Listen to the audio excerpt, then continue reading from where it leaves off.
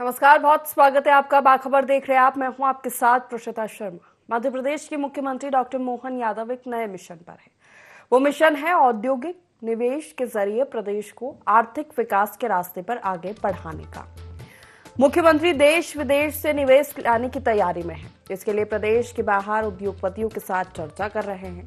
प्रदेश में 2025 की शुरुआत में ग्लोबल इन्वेस्टर समिट होगी। इसके पहले रीजनल इंडस्ट्री कॉन्क्लेव हो रहे हैं। उज्जैन और जबलपुर के बाद तीसरी कॉन्क्लेव 28 अगस्त को ग्वालियर में होने जा रही है। मंशा ये है कि पूरे प्रदेश में उद्योगों की स्थापना हो, जिससे स्थानीय लोगों को रोजगार मिल सके। स्थानीय स्तर पर उपलब्ध संसाधनों के आधार पर उद्योग खुल सके।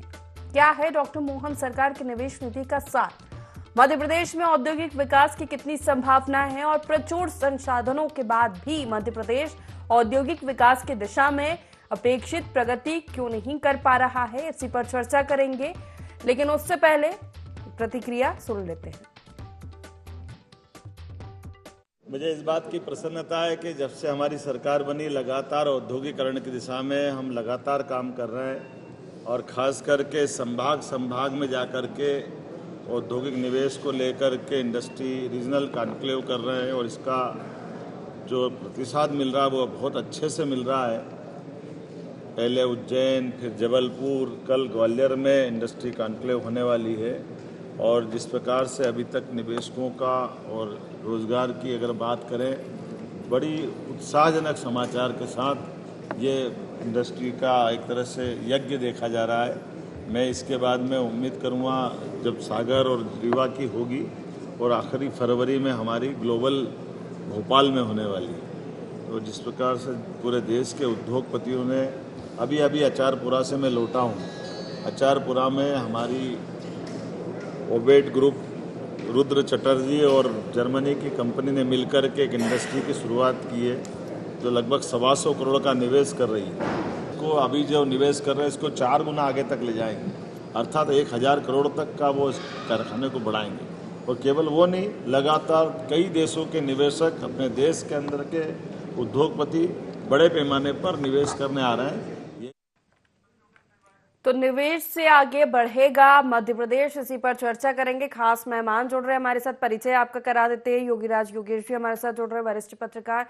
बहुत स्वागत है आपका। वरिष्ठ पत्रकार डॉक्टर राहुल रंजन हमारे साथ जुड़ गए हैं, आपका भी बहुत स्वागत है। और गौरव चतुर्वेदी भी हमारे साथ जुड़ गए हैं, आपका भी बहुत स्वागत है। योगीराज जी, सबसे पहले आप ही के पास आऊंगी। तो इस तरह लगातार समिट हो रही है उद्योग के क्षेत्र में, मध्य प्रदेश को आगे बढ़ाने के लिए सीएम डॉक्टर मोहन यादव अब क्षेत्रीय स्तर पर कॉन्क्लेव कर रहे हैं। उज्जैन में कई करोड़ के निवेश हुए, जबलपुर में हुए, उसके बाद अब ग्वालियर में होने जा रही है इंडस्ट्रियल कॉन्क्लेव। इसको देखते हुए आप क्या लगता है आपको, जिस तरह जो मिशन है सरकार का कि स्तर पर स्थानीय तौर पर निवेश को आगे बढ़ाना, उद्योग को आगे बढ़ाना, रोजगार की दिशा में आगे काम करना, उसके पथ पर सरकार आगे बढ़ रही है? देखिए, प्रयास इस दिशा में किए जा रहे हैं तो ये बेहतर है, मैं तो इसको ठीक मानता हूं। लेकिन मध्य प्रदेश के लिहाज से अब ग्वालियर का चयन बिल्कुल सही हुआ। अभी तक ये जो 2 जगह हुए, क्योंकि ग्वालियर का जो डेमोग्राफी, जो जियोग्राफिकल सिचुएशन है, एक तो दिल्ली के नजदीक लगा हुआ है ग्वालियर। दूसरा क्या है कि एयर कनेक्टिविटी, ट्रेन कनेक्टिविटी, ये जबलपुर उज्जैन की तुलना में ज्यादा बेहतर है। तो मुझे ऐसा लगता है कि उज्जैन और जबलपुर से ज्यादा निवेश के प्रस्ताव उम्मीद है ग्वालियर में मिले, क्योंकि इसकी एक वजह यह भी है कि जो सेंट्रल मिनिस्टर ज्योतिरादित्य सिंधिया है, उनके कई उद्योगपतियों से व्यक्तिगत संबंध है, तो वो खुद भी निवेश लाने में प्रभावशाली भूमिका निभा सकते हैं। लेकिन एक चीज अक्सर ये देखने में आती है, जब उज्जैन में इन्वेस्टर समिट हुई थी तब अडानी ने दिया था कि हम 70,000 करोड़ के निवेश का प्रपोजल दिया था। फिर जबलपुर में हुई, वहां भी उन्होंने कहा कि हम 15-20 हजार करोड़ के निवेश करेंगे। और दोनों निवेश में प्रमुख बात यह थी कि शिवपुरी और ग्वालियर के पास उनका इंटरेस्ट ज्यादा था कि हम शिवपुरी में और ग्वालियर में फार्म इनोवेशन का कोई बड़ा निवेश करेंगे। तो कहने का अर्थ है कि जो उज्जैन में जो निवेश के प्रस्ताव मिले, जो जबलपुर में प्रस्ताव मिले और ग्वालियर का क्या कहीं मिले, तो फिर मुझे ऐसा लगता है कि अलग अलग इन्वेस्टर मीट करने का पर्पस थोड़ा सा नजर नहीं आया। एक जगह जो भी इंडस्ट्रीज बड़ा उद्योगपति आता है वो प्रदेश में इन्वेस्ट करना चाहता है। अब हर डिस्ट्रिक्ट में या हर ग्वालियर, जबलपुर, अभी रीवा, सतना में भी होने वाली हैं, तो हर जिले में थोड़ी आगे कोई निवेशक इन्वेस्ट करेगा। वो बड़ी बड़ी जो इन्वेस्टमेंट हो रही है वो इधर ही हो रही है, या तो ग्वालियर या इंदौर, थोड़ा जबलपुर में चूंकि आर्म्स एम्यूनिशंस का कुछ सेंटर है, तो बड़े उद्योगपतियों की जो रुचि है वो इन बड़े सेंटर के आसपास ही है। अब भले ही मध्य प्रदेश सरकार हर छोटे स्तर पर इन्वेस्टर सबमिट कर ले, तो मुझे ऐसा लगता है कि उसमें कोई ज्यादा लाभ होने वाला नहीं है। हर जिले में कोई इंडस्ट्री थोड़ी खुलेगी। चलिए, रंजन जी से भी प्रतिक्रिया ले लेते हैं इस पर। क्या सोचते हैं आप रंजन जी, निवेश से कितना आगे बढ़ेगा मध्य प्रदेश? जैसा कि योगीराज जी का कहना है कि स्थानीय स्तर पर जो प्रयास है सरकार का, उसमें कितना सफल हो पाएगी सरकार, क्योंकि निश्चित ही अगर कोई उद्योगपति बाहर से आएगा तो वो प्रदेश में इन्वेस्ट करना चाहेगा। हालांकि संसाधनों से भरपूर है हमारा मध्य प्रदेश, लेकिन फिर भी आज तक औद्योगिक क्षेत्र में आर्थिक स्तर पर उतना मजबूत नहीं है। रंजन जी। देखिए, पहली चीज तो आप ये समझिए कि इन्वेस्टर मीट जिसलिए की जाती है कि यहाँ निवेश को प्रदेश में बढ़ाया जाए। मध्य प्रदेश में निवेश को बढ़ाने के लिए ये पहली बार इन्वेस्टर मीट नहीं हो रही, कई बार हो चुकी है। लेकिन सबसे बड़ी बात ये होती है कि हमारे पास सब कुछ होने के बावजूद भी इसको फॉलो उतना सरकार नहीं कर पाती जितना आज पहली बार नहीं हो रही। इन्वेस्टर मीट पिछले 15 सालों से, बल्कि 15 से ज्यादा सालों से होती चली आ रही है, लेकिन प्रदेश के औद्योगिक धंधों की स्थिति जहां की तहां जस की तस बनी हुई है। वजह क्या होता है कि इन्वेस्टर मीट जब की जाती है तो उसका इतना बड़ा ग्लोबलाइजेशन कर दिया जाता है और इतनी चमक धमक दिखाई जाती है कि वहां उद्योगपति आते जरूर है, बातचीत भी करते हैं, प्लेटफॉर्म भी उनको मिलता है, वो एमओयू साइन भी करते हैं, लेकिन जब बात होती है कि यहाँ इन्वेस्ट करना है तब जाकर के बात पूरी की पूरी समाप्त हो जाती है। सरकार तमाम सुविधाएं देती है, उनको बैंक की सुविधाएं देती है, जमीन की सुविधाएं देती है, पानी देती है, बिजली देती है, सिंगल विंडो सारी व्यवस्थाएं होती है, आनंद फानंद तमाम काम होते हैं। लेकिन सबसे बड़ी बात यह हो रही है कि सरकार ईमानदारी बरतती है लेकिन उद्योगपति ईमानदारी नहीं बरतते। वो आते हैं इन्वेस्टर मीट में, यहाँ बड़ी बड़ी बातें करते हैं कि प्रदेश में ये कर देंगे, ऐसा निवेश होगा, हजारों करोड़ों का निवेश होगा, लेकिन जब बात आती है काम करने की तो काम कतई कुछ नहीं होता। सिर्फ उद्योगपति होता ही है कि मध्य प्रदेश का दोहन करते हैं। मध्य प्रदेश का दोहन किस तरीके से कि सरकार से उनको जमीन मिल गई, वो मिल जाती है, तमाम सुविधाएं मिल जाती, वो मिल जाती है, बैंक का ऋण होता है, ऋण मिल जाता है, जितनी छूट मिल सकती है उतनी छूट मिल जाती है। अंततः वो निवेश नहीं करते बल्कि लाभ उठा करके यहाँ से चले जाते। तो सरकार को इस चीज पर पूरी तरह से फोकस करना चाहिए कि जब आपके साथ में एमओयू साइन होता है या निवेश करने का आप अनुबंध करते हैं तो बिल्कुल यह तयशुदा या बिल्कुल स्ट्रिक्टली होना चाहिए सरकार को कि 1 साल के अंदर या 2 साल के अंदर वहां प्रोडक्शन स्टार्ट हो जाएगा, उसकी सेवा शर्तें ये रहेगी, यदि नहीं होता तो हम आपको कोई सुविधाएं नहीं देंगे। ये मौज मस्ती का जो प्लेटफॉर्म बन गया है इसको धरातल पे लेके आना चाहिए जिसमें काम दिखे। आप भी देख लीजिए कि अब तक इन्वेस्टर मीट जितनी भी हुई है, जितने भी वादे किए गए हैं, जितने भी एमओयू साइन किए गए, आज भी एक भी धरातल पर नहीं उतरा। यदि ऐसे इन्वेस्टर मीट में यदि इन्वेस्ट करने की बात होती तो आज प्रदेश का विकास बहुत तेजी के साथ में हो चुका होता। मध्य प्रदेश के औद्योगिक क्षेत्र जितने भी हैं, जितने भी इंडस्ट्रियल एरिया हैं, आज की स्थिति में उनकी हालत धीरे धीरे खस्ता होती चली आ रही है, इंडस्ट्री बंद होती चली जा रही है, लेकिन इस ओर कहीं ध्यान नहीं दिया जा रहा। तो इस पर ध्यान देना होगा। इन्वेस्टर मीट को सिर्फ मौज मस्ती का या फिर एक दिखावे का या ग्लोबलाइजेशन का या सरकार बताए कि हमने लोगों को लेके आ रहे हैं, अब इतना निवेश होगा, तो पब्लिक को या उद्योगपतियों को या जनता को भ्रमित करने वाला नहीं होना चाहिए। एक्चुअल यदि विकास करना है तो ठोस विकास हो, ठोस निवेश हो, एमओयू साइन हो, सेवा शर्तें हो उनके साथ में, और बिल्कुल टाइम बाउंडेशन हो, और तब जाकर के यहाँ उपयोगिता साबित हो सकती है। वरना इस तरीके से तो बहुत सारे इन्वेस्टर मीट होते रहते हैं, चार दिन 5 दिन तक बॉम्बे में भी इन्वेस्टर मीट हुआ था एक बार, कि बॉम्बे से हम बड़े बड़े उद्योगपतियों को मध्य प्रदेश की ओर खींच लाएंगे। देखिए सबसे बड़ी बात क्या है कि मध्य प्रदेश में खनिज है, मध्य प्रदेश में पर्यटन का स्कोप है, यहाँ पानी बहुत अच्छा है, यहाँ की जलवायु बहुत अच्छी है, सड़क संसाधन बहुत अच्छे हैं, यहाँ के लिए वायु मार्ग बहुत अच्छा है, सब कुछ यहाँ तमाम सुविधाएं यहाँ है, माहौल भी है, यहाँ श्रम भी आराम से मिल सकता है, आपको कोई दिक्कत नहीं है। हर तरफ की सुविधाएं होने के बावजूद भी मध्य प्रदेश आखिर ठगा क्यों जाता है, इस पर सरकार को विचार करना होगा। हम तमाम सुविधाएं देते हैं उद्योगपतियों को, इसके बावजूद भी वो मध्य प्रदेश की ओर आते क्यों नहीं है, हमको लॉलीपॉप दिखा करके क्यों चले जाते हैं, इस पर सरकार को चिंतन करना होगा, तब जाकर के इन्वेस्टर मीट का कोई हल निकल पाए।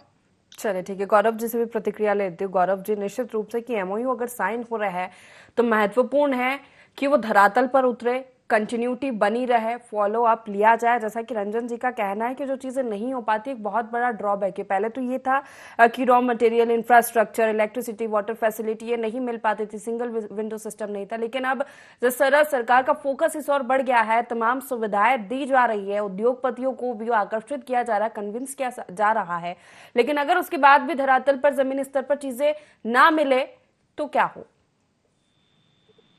इसके पीछे एक सबसे बड़ी जो वजह है वो वजह है कि सिर्फ उद्योगपति लॉलीपॉप नहीं दिखाते हैं। पॉलिटिकल पार्टीज में जो बैठे हुए बड़े लोग हैं या जो सरकार में बड़े लोग रहे हैं, वो अपनी छवि चमकाने के लिए बड़े आंकड़ों की ओर ध्यान दे रहे हैं, छोटे आंकड़ों की तरफ ध्यान देना नहीं चाहते। आप बड़ी इंडस्ट्री लाने की बात तो कर रहे हैं, लेकिन जो छोटी इंडस्ट्रीज है उनको ग्रो करने के लिए आप कोई भी कार्य योजना नहीं बना रहे। एक तो कारण ये होगा, दूसरा कारण जो है वो कारण है कि मध्य प्रदेश की जो अफसरशाही है और जो प्रशासनिक वातावरण है वो करप्ट हो चुका है, और उसके करप्ट होने की वजह सबसे बड़ा राजनीतिक संरक्षण दिया जाना है। जब तक इन चीजों पर नियंत्रण नहीं किया जाएगा तब तक मध्य प्रदेश की औद्योगिक निवेश बढ़ नहीं सकता है, क्योंकि स्वाभाविक तौर पर उद्योगपति आएंगे, वो बड़े आंकड़े दिखाकर आपको बड़ा उद्योग लगाने का आश्वासन देंगे, लेकिन और सरकार अपनी छवि चमका लेगी, लेकिन उसके बाद ना सरकार उस ओर ध्यान देती है और ना प्रशासनिक अमला उस ओर ध्यान देता है। योगीराज जी, टॉप टू बॉटम काम होना जरूरी है हर स्तर पर, तभी जाकर कुछ मध्य प्रदेश में उद्योग के धंधे खुल पाएंगे और जो सरकार जो दावे कर रही है उसकी ओर आगे बढ़ पाएगी। नहीं, बिल्कुल सही बात है।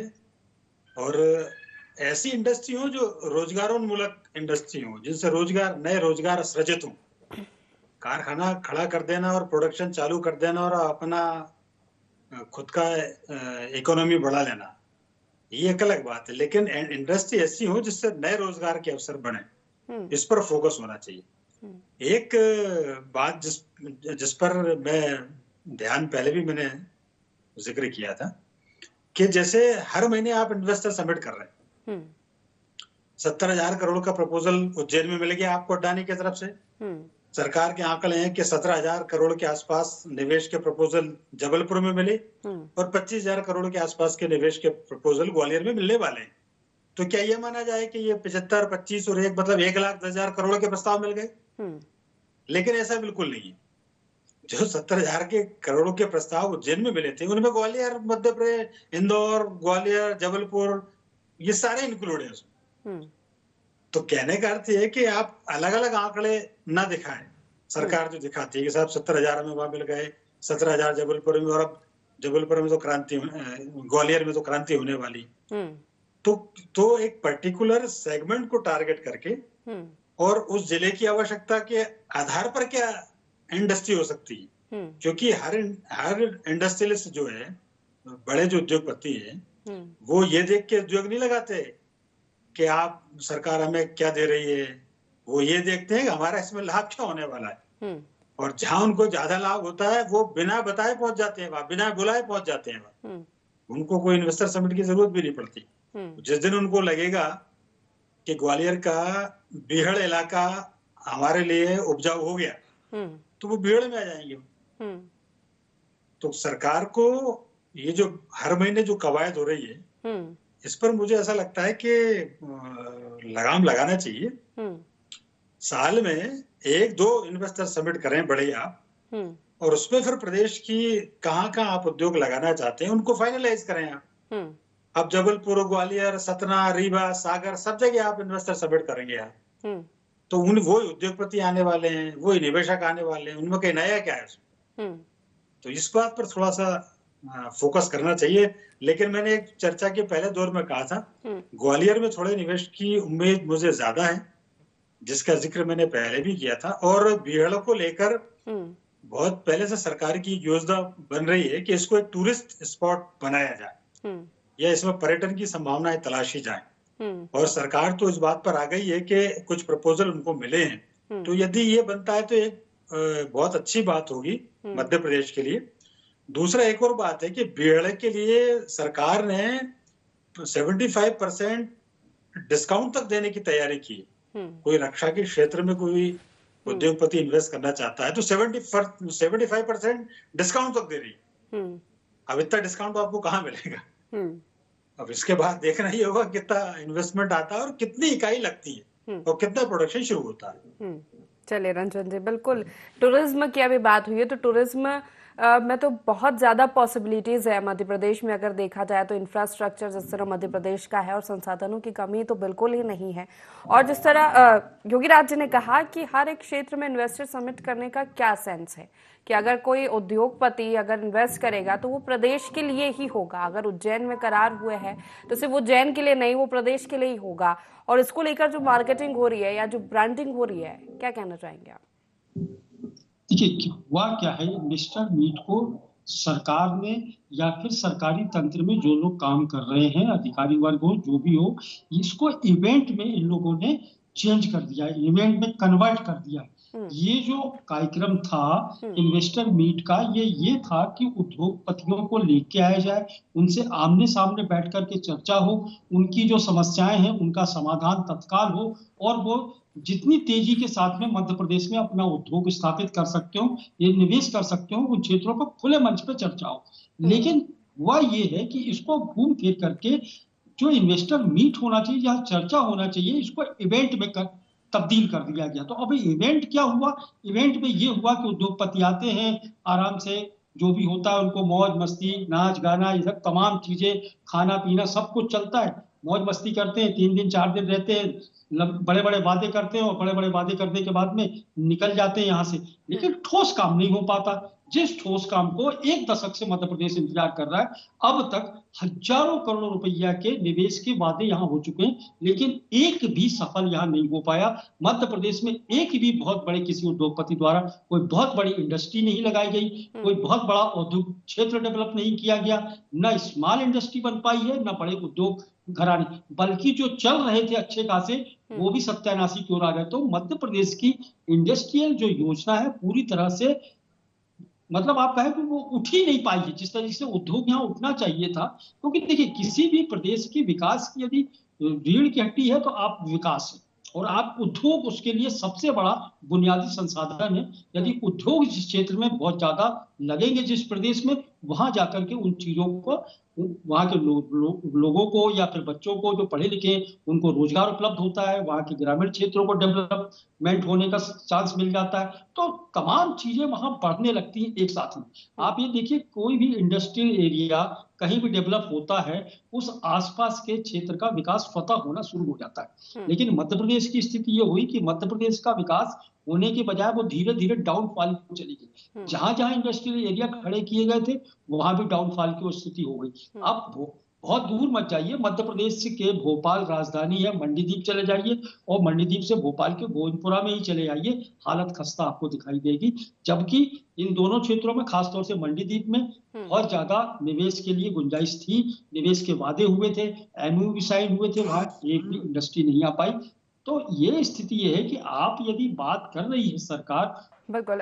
चलिए गौरव जी का रुख करूंगी। गौरव जी, जिस तरह रंजन जी ने भी कहा, योगीराज जी ने भी कहा, लेकिन जो रीजनल इंडस्ट्री कॉन्क्लेव को लेकर सरकार की जो मंशा है कि स्थानीय स्तर पर चीज़ों को बढ़ाना है, जैसे जो कमियां पहले आती थी रॉ मटेरियल को लेकर, इंफ्रास्ट्रक्चर को लेकर, इलेक्ट्रिसिटी, वाटर फैसिलिटी, ये तमाम चीज़ें थी जो विश्वसनीयता नहीं बना पाते थे उद्योगपतियों को क्षेत्र में इन्वेस्ट करने के लिए। उन चीज़ों को दूर करने के लिए इंडस्ट्रियल रीजनल स्तर पर ये कॉन्क्लेव हो रहे ताकि चीजें सुधर रही है, ये दिखाया जा सके, ताकि एमओयू अगर साइन हुए हैं तो वो धरातल पर उतरे। और सबसे बड़ी बात ये सिंगल विंडो सिस्टम, जिसको लेकर काफी परेशानियां होती है उद्योगपतियों को भी और प्रशासनिक स्तर पर भी और सरकार को भी, कि चीजें जमीनी स्तर पर नहीं उतर पाती है। कहाँ काम होने की ज्यादा जरूरत है? देखिए प्रीशिता जी, सिंगल विंडो सिस्टम का मतलब ये नहीं होता कि सिंगल विंडो सिस्टम पर किसी उद्योगपति ने अपना आवेदन दिया और उसका काम हो गया। सबसे बड़ी बात है, मैं आपको 2 उदाहरण छोटे छोटे बता रहा हूँ। मंडीदीप में एक उद्योगपति ने एक प्लाट लिया एकेबीएन से, और एकेबीएन से प्लाट लेने के बाद उस पर 7-8 करोड़ का लोन ले लिया, और लोन लेने के बाद ना वो बैंक को लोन चुकाया, ना वहां पर कोई उद्योग चालू किया। आज वो प्लाट बैंक के पास नीलामी में पड़ा हुआ, ना बैंक नीलाम कर पा रही हो, ना एकेबीएन उसको अपने पोजीशन में ले पा रहा। एक उदाहरण मैं आपको ये बता रहा हूँ जो मॉनिटरिंग ना होने की वजह से हुआ। नंबर 2 उदाहरण है कि आप रीजनल कॉन्क्लेव कीजिए, आप रीजनल लेवल पर जो भी विशिष्टताएं हैं उन उद्योगों को आप डेवलप कीजिए, लेकिन मैं आपको बताऊं कि निमाड़ क्षेत्र जो कॉटन का सबसे बड़ा प्रोडक्शन करता है, वहाँ के व्यापारी पिछले कई सालों से, लगभग 15-20 सालों से टैक्स को घटाने की मांग कर रहे हैं। वर्तमान में कॉटन पर टैक्स ₹1.50 है, वो 50 पैसे करने की मांग कर रहे हैं, लेकिन ना सरकार सुन रही है और ना उद्योगपति इस ओर ध्यान दे रहे हैं। अब होता ये है कि महाराष्ट्र का जितना भी कॉटन है वो गुजरात और महाराष्ट्र में जाकर बिक रहा है और चोरी छिपे बिक रहा है। मध्य प्रदेश को 50 पैसे भी नहीं मिल रहे। ये गलती किसकी? ये सरकार में बैठे हुए लोगों की गलती है। जब तक इस ओर ध्यान नहीं देंगे कि जो टैक्सेशन है उन्हें प्रॉपर तरीके से कर दिया जाए, क्योंकि गुजरात में 50 पैसे है, महाराष्ट्र में 30 पैसे है, तो आप ₹1.5 किस आधार पर वसूल रहे हो? जब ₹1.5 आप वसूलेंगे तो वो सारा कॉटन अदर स्टेट में जाएगा, सारी कॉटन इंडस्ट्रीज जितनी है वो वहीं आएंगी, निमाड़ में आएगी नहीं। निमाड़ एक अच्छा डेवलप हो सकता था, लेकिन नहीं हो पा रहा।